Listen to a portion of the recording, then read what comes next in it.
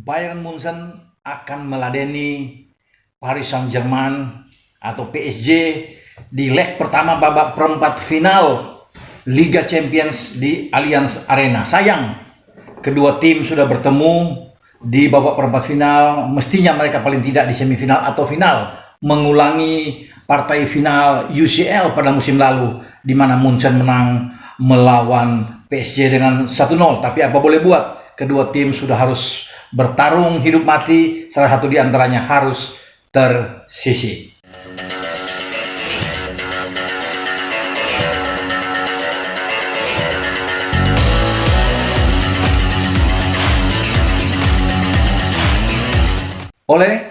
Bertemu kembali dengan saya, Ropan.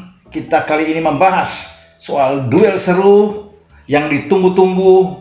Ini mengulangi partai final musim lalu di Liga Champions saat berlangsung di Portugal, di mana di Rotten Bayern Munchen lewat gol Kingsley Coman saat itu membuyarkan mimpi indah, target, ambisi dari PSG yang masih ditangani oleh Thomas Tuchel. Habislah harapan dari Neymar dan kawan-kawan untuk pertama kali mereka menjadi juara di Liga Champions setelah gol Kingsley Coman, mantan pemain yang justru dari akademi PSG dan akhirnya ke Juve, kemudian berlabuh di Bayern Munchen, dan dialah menjadi pahlawan untuk Bayern Munchen untuk meraih trofi ke-6 mereka di kancah UCL di Eropa yang paling bergengsi tentunya. Dan kali ini lewat undian di Nyon, Swiss, kedua tim sudah harus baku hantam di babak perempat final. Itu artinya Bayern Munchen atau PSG pasti salah satunya akan out, tersisih. Dan kalau melihat dari perkembangan saat ini, Munchen tetap ada di atas. Peluang untuk bisa menyingkirkan kembali PSG itu sangat terbuka. Kenapa saya katakan demikian? Munchen lagi bagus-bagusnya, sedang on fire di Bundesliga. Apalagi kemarin mereka mampu mengalahkan rival utama mereka, RB Leipzig, dengan 1-0. Ini sudah menjadi modal kuat buat mereka dengan selisih 7 poin di Bundesliga. Juara hampir pasti karena Leipzig ada di peringkat kedua. Jadi Leipzig harus menang kemarin, tapi akhirnya dibuyarkan oleh Munchen di kandang Leipzig. Ini menambah motivasi bagi Thomas Müller dan kawan-kawan ketika mereka akan menjamu nantinya pada Kamis dini hari di Indonesia menghadapi PSG di Allianz Arena. Dan sebaliknya kubu PSG sedang goyah, ya. Bagaimana mental mereka terpukul kemarin di kandang sendiri, dikalahkan juga oleh pesaing mereka, Lille, sehingga Lille sekarang unggul dengan 3 angka di poin mereka, di atas mereka, dan persaingan untuk bisa menjadi juara di Ligue 1 semakin seru karena PSG juga dibuntuti hanya 1 poin oleh Monaco dengan 62, PSG 63. Jadi kekalahan kemarin juga itu menjadi tidak begitu baik bagi tim asuhan Pochettino di saat mereka akan berangkat menuju ke Munchen. Dan kalau melihat dari apa yang terjadi saat ini, memang Munchen agak dikhawatirkan dengan tidak hadirnya bomber mereka, ya. Kemungkinan besar tidak hadir, ya, Robert Lewandowski. Jadi dengan tidak hadirnya Lewandowski ini bisa mengurangi daya dobrak dari Munchen. Kemarin dicoba bagaimana Hansi Flick mencoba Choupo-Moting tapi tidak begitu bagus. Ya, untung lini tengah Munchen begitu kuat dengan Goretzka dan Joshua Kimmich di sana. Dibantu juga ada Zane, ada Müller tentunya yang bermain sangat bagus. Jadi saya pikir ini menjadi peringatan bagi Munchen untuk berhati-hati karena mereka menghadapi kekuatan pasti dari PSG dengan akan menempatkan Neymar mungkin di belakang striker. Kalau Moise Kean dimainkan, Neymar akan berdiri di belakang, Mbappe ada di kiri, kemudian Di Maria ada di kanan. Ini berbahaya. Tapi kalau melihat juga kemarin pasangan itu yang dimainkan lawan Lille dan mereka tak berkutik bermain di kandang. Akhirnya mereka kalah dengan 1-0. Saya pikir Munchen bisa melihat video rekaman mereka saat mereka akan berhadapan dengan PSG, bagaimana Lille meredam mereka. Dan untungnya bagi Munchen bahwa di lini tengah mereka tidak khawatir karena tidak ada pemain yang cedera. Kimmich bagus, Goretzka bagus. Tinggal siapa yang akan dimainkan di gelandang serang. Kalau Choupo-Moting menggantikan posisi Lewy, artinya siapa akan dimainkan lebih awal? Apakah Sané atau Kingsley Coman atau Gnabry? Karena di depan ini pasti akan dipilih 3, sedangkan ada opsi 4 nama. Ya udah pasti Müller 1. Kalau Sané dimainkan dengan Coman seperti ketika melawan dengan Leipzig kemarin, bisa saja dengan Gnabry di bangku cadangan. Tapi kalau Gnabry dimainkan lebih awal, Kingsley Coman cadangan seperti di final musim lalu, nah, ini akan bagus saya pikir ya, dengan Gnabry dan Sané akan bagus di dua sisi.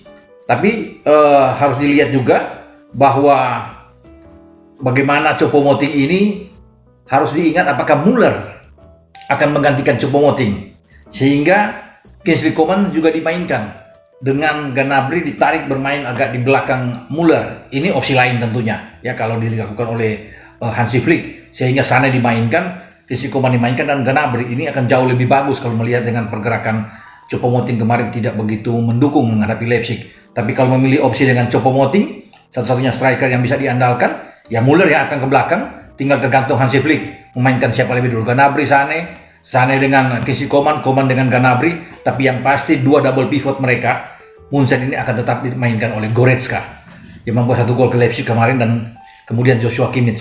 Di kanan mungkin ada Benjamin Pavard, di kiri ada Lucas Fernandes, ada Alaba, dan juga tinggal memilih salah satu. Boateng mungkin tidak akan bermain di sini. Niklas Süle yang sudah dimainkan kemarin lawan Leipzig, dan pasti Niklas Süle sudah tampil lagi, akan berpasangan dengan Alaba. Davies tidak ada, Tolisso tidak ada. Ini juga akan mengurangi kekuatan bagi Munchen yang pasti hanya mengandalkan kepada anak-anak muda, Jamal Musiala, Marc Roca yang ada sana. Di belakang juga masih ada Zar yang bisa mengisi salah satu wingback ya, untuk menggantikan apakah Pavard atau dengan Lucas Hernandez, tergantung dari bagaimana cara Hansi Flick akan bermain. Yang pasti pola Hansi Flick itu tetap akan dengan 4-2-3-1. Dua wingback mereka akan terus aktif, dengan Benjamin Pavard akan membantu bersama Hernandez dari dua sisi, dan bagaimana selalu akan muncul secara mengejutkan antara Joshua Kimmich dan juga Goretzka. Yang ketiga lini depan tidak begitu bagus, dimarking dengan kuat oleh pemain-pemain belakang dari PSG. Mereka akan muncul. PSG pasti akan mengandalkan kekuatan mungkin Thilo Kehrer, Diallo di sini, kemudian ada Marquinhos dan Kimpembe. 4 pemain ini yang nantinya akan memagari untuk bisa menahan gebrakan dari Muller dan kawan-kawan. Di tengah kita tidak tahu siapa akan dimainkan. Kalau melihat kemarin ada Paredes dimainkan dan Idris Gueye. Sementara Andreas Herrera cadangan, tidak dimainkan. Dresser yang justru dimainkan. Padahal Herrera juga pemain berpengalaman yang bisa ditampilkan. Pereira juga ada yang juga bisa ditampilkan. Tapi kalau di depan dua gelandang ini, tentunya saya sudah katakan tadi, bagaimana Neymar, ada Di Maria dan Mbappe. Moiskin itu pasti mungkin akan dimainkan oleh Pochettino. Tetapi kekurangan mereka adalah bagaimana dua double pivot mereka untuk bisa menjaga kedalaman dari PSG. Gueye akan dimainkan dengan Herrera atau kembali dengan Paredes. Kita akan tunggu bagaimana formasi yang dimainkan oleh Pochettino untuk bisa menghadapi Bayern Munchen. Mereka paling tidak bisa menahan imbang Bayern Munchen untuk kemudian pada 14 April mendatang mereka bisa menjamu di Paris dan bisa berharap menang. Apalagi kalau mereka bisa menang, ini akan jauh lebih bagus. Seperti ketika bagaimana mereka menyingkirkan Barca. Jadi ini kekuatan bagi Pochettino untuk bisa mereka bisa meredam Munchen, jangan sampai kalah. Tetapi kalau melihat dengan peluang yang ada, saya tetap menjagokan Bayern Munchen untuk bisa mengatasi di leg pertama ini, bisa menang. Munchen akan menang, saya pikir mungkin dengan 1-2-0 atau mungkin dengan 3-1 atau dengan 2-1, tapi pasti Munchen akan menang. Dengan presentasi dari Munchen yaitu 5-5-4-5. Ini pertandingan yang ketat yang akan berlangsung di antara kedua tim, dan gol pertama adalah gol yang menentukan bagi sebuah tim untuk bisa memenangkan pertandingan di babak perempat final leg pertama ini. Oke, kita menunggu nantinya bagaimana pertarungan antara dua tim yang sudah bertarung hidup mati, karena jalur di sini sangat kuat. Pemenang antara Munchen dan PSG harus berhadapan dengan pemenang antara Manchester City dan juga Borussia Dortmund. Jadi kembali salah satu akan tersisi. Kalau Munchen lolos berarti Munchen dengan City bisa berhadapan. Munchen City menang lawan Dortmund, salah satu antara Munchen dan City akan tersisi. Ya, kalau PSG yang lolos berarti PSG dan City. Kalau City lolos, salah satu akan tersisi. Jadi memang sayang sekali ya. Ada 3 tim bagus, tapi 2 diantaranya sudah harus tersisi sebelum melangkah ke babak final. Kita akan nantikan pertandingan demi pertandingan yang akan berlangsung di perempat final. Oke, Anda tetap harus untuk like, memberikan komentar-komentar positif, dan jangan lupa nyalakan lonceng ya, kemudian dan juga subscribe ya. Sekali lagi subscribe channel YouTube Bung Ropan. Sampai jumpa. Ciao.